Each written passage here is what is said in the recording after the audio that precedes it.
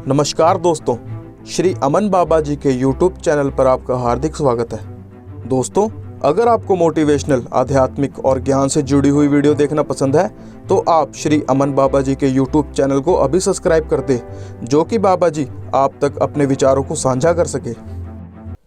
भारत ऐतिहासिक ज्ञान का वो ऐसा सागर है जिसके बारे में आप जानना चाहो तो आपकी आधी जिंदगी तो ऐसे ही निकल जाएगी। दोस्तों, आज आपको हम इतिहास के ऐसे पन्ने से रूबरू करवाने जा रहे हैं जहां विष्णु जी के 8वें अवतार श्री कृष्ण जी की भव्य नगरी है। जी हाँ दोस्तों, आज हम आपको श्री द्वारका नगरी के इतिहास से पूर्ण रूप से रूबरू करवाएंगे। भारत के पश्चिम में स्थित सौराष्ट्र, जहां एक तरफ रेगिस्तान तो दूसरी तरफ हरियाली है, और इसी के साथ लगा हुआ अरब सागर जो अपने विशाल होने का प्रमाण देता है। ये वह जगह है जहां बसता है भारत का एक ऐतिहासिक शहर द्वारका। गोमती नदी और अरब सागर के संगम पर बसी द्वारका नगरी, यहाँ की आबादी 50,000 से भी कम है। इस शहर ने अलग अलग काल में अलग अलग शासकों को देखा है। गुप्त वंश से लेके राजपूत, मराठा, मुगलों और अंग्रेजों तक का शासन इस नगरी ने देखा हुआ है। भारत के 4 धामों और 7 सबसे पवित्र नगरों में से एक। हिंदू धर्म ग्रंथों में इस नगरी का उल्लेख आपको मिल जाएगा, और द्वारका को तो मोक्ष का द्वार भी कहा गया है, और इस नगरी को तो श्री कृष्ण जी ने खुद बसाया है। कहा जाता है कि कंस के वध के बाद श्री कृष्ण जी ने मथुरा में ही राजपाट करने का फैसला किया, लेकिन कंस के ससुर जरासंध के बार बार मथुरा पर आक्रमण करने के कारण वह सारी प्रजा को लेकर सौराष्ट्र प्रस्थान हुए और उन्होंने यहाँ पे द्वारका नगरी बसाई। यह भी कहा गया है द्वारका नगरी को बसाने के लिए श्री कृष्ण जी ने समुद्र देवता से जमीन ली और विश्वकर्मा जी से रातों रात द्वारका नगरी का निर्माण करवाया।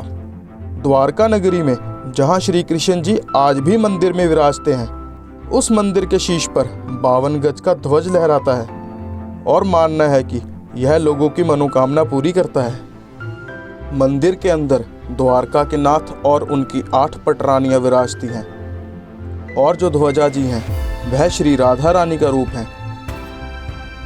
द्वारका नगरी में श्रृंगार का बहुत महत्व है। द्वारका के लोग द्वारकाधीश के श्रृंगार आदि में कभी भी किसी प्रकार की कमी नहीं रहने देते। श्री कृष्ण जी का श्रृंगार विभिन्न रंग के रेशम के वस्त्रों, फूलों और बहुमूल्य रत्नों से किया जाता है। मंदिर के अंदर चतुर्भुज रूप में काले रंग की मूर्ति स्थापित है, जिनकी आंखें आधी बंद ही दिखाई देती हैं। उस मूर्ति का आकर्षण इतना ज़्यादा है कि जब भी आप सामने से देखते हो, आपका दिल ही नहीं करेगा कि आप उस मूर्ति से अलग हों। यहाँ की जन्माष्टमी देखने लायक होती है। भादो महीने के कृष्ण पक्ष की अष्टमी को श्री कृष्ण जी का जन्मोत्सव मनाया जाता है। देश विदेश से लाखों की संख्या में यहाँ लोग इकट्ठे होते हैं और श्री कृष्ण जी का जन्मोत्सव मनाते हैं। साइंस और रिसर्चरों की माने तो द्वारका नगरी के कुछ भाग को अरब सागर के नीचे पाया गया। समुद्र के जल का स्तर बढ़ने के कारण यह नगरी अरब सागर में समा गई थी। लेकिन इतिहास की माने तो श्री कृष्ण जब कुरुक्षेत्र में धर्म की स्थापना करते हैं, तब उन्हें गांधारी का श्राप मिलता है। गांधारी कौरवों की माता होती हैं, और कौरवों का वध श्री कृष्ण के अनुसार पांडवों के द्वारा किया जाता है।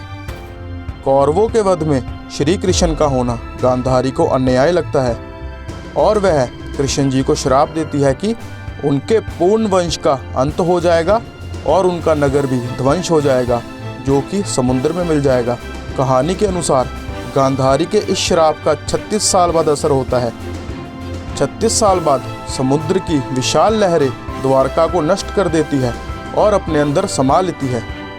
हरिवंश कुरान के अनुसार कृष्ण द्वारका नगरी के विनाश से पहले ही द्वारका छोड़ के चले जाते हैं। दोस्तों, श्री अमन बाबा जी द्वारा बनवाई गई ये प्रस्तुति आपको कैसी लगी, नीचे कमेंट करके बताएं, और जय श्री कृष्णा लिखना बिल्कुल ना भूलें। और दोस्तों, श्री अमन बाबा जी से जुड़ने के लिए नीचे दिए गए नंबरों पे आप उनसे कांटेक्ट करें और अपने दुख सुख उनके साथ साझे करें। दोस्तों, ऐसे ही और रोमांचक वीडियो देखने के लिए इस चैनल को सब्सक्राइब कर दें। मिलते हैं अगली वीडियो में। जय श्री कृष्णा।